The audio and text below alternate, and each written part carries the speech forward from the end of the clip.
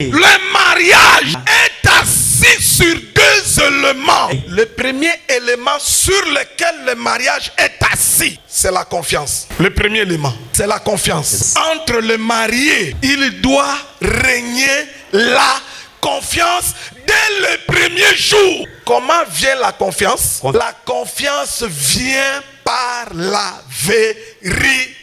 Je reprends. La confiance, c'est le premier élément qui fait asseoir le mariage. Comment la confiance viendra? C'est quand les deux partenaires, ils se disent la vérité. C'est-à-dire, quand l'homme ouvre sa bouche, la femme sait que ce qui sort de la bouche de cet homme, c'est la vérité. Ça crée la confiance. L'homme sait que quand cette femme ouvre la bouche, tout ce qu'elle dit est la vérité. La vérité sortant de la femme, la vérité sortant de l'homme, ça va produire entre les deux la confiance. La confiance vient de la vérité.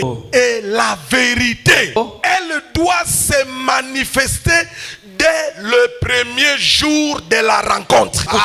Je reprends. Je dis la vérité. La vérité, elle doit naître. Elle doit commencer le premier jour que tu vas rencontrer la fille.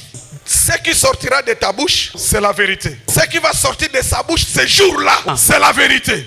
Ça va créer la confiance. Là où il y a les mensonges, il n'y a pas de confiance. C'est ce qui tue beaucoup de mariages aujourd'hui. Surtout les jeunes mariés d'aujourd'hui. Les jeunes mariés d'aujourd'hui, ils ont dans leur bouche dès la première rencontre les mensonges. Non, ces mensonges-là vont t'écouter ton mariage. Évite les mensonges dès le premier jour de la rencontre. Tu rencontres une fille.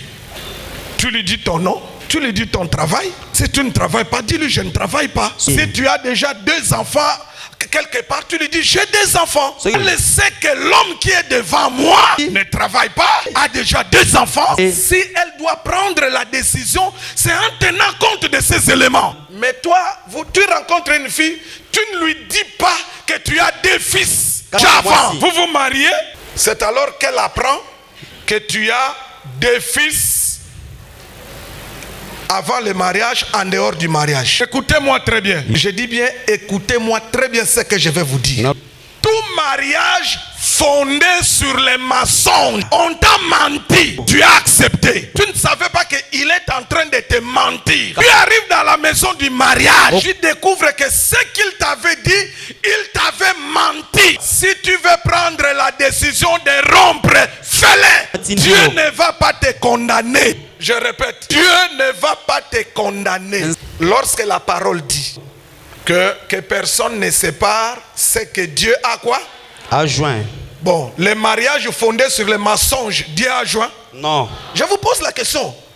Les mariages fondés sur les mensonges, Dieu les a joints? Non. Alors, s'il divorce, ça fait quoi? C'est le problème de qui?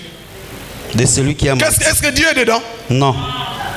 Il ne faut jamais mentir. Dis la vérité. Dis à cet homme-là, oui, j'ai 5 enfants avec 3 pères différents. Il sait que cette fille a 5 enfants avec 3 maris différents. S'il doit t'accepter comme ça, il va t'accepter. Il ne faut pas que tu lui dises j'ai 3 enfants. Il entre avec toi dans le mariage. C'est dans le mariage qu'il apprendra que tu en as 5. Pour moi, si cet homme-là veut divorcer, qu'il divorce. C'est qu'il a fondé sa confiance sur les mensonges. Est-ce que c'est clair ce que je dis? Quand je vous dis ça, je vous pousse à dire quoi? La vérité.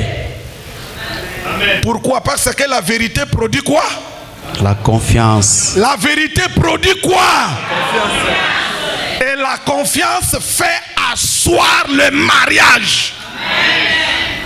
La deuxième chose qui fait asseoir le mariage, c'est qu'on a dit, la première chose c'est quoi? La confiance. Amen. La confiance vient de quoi?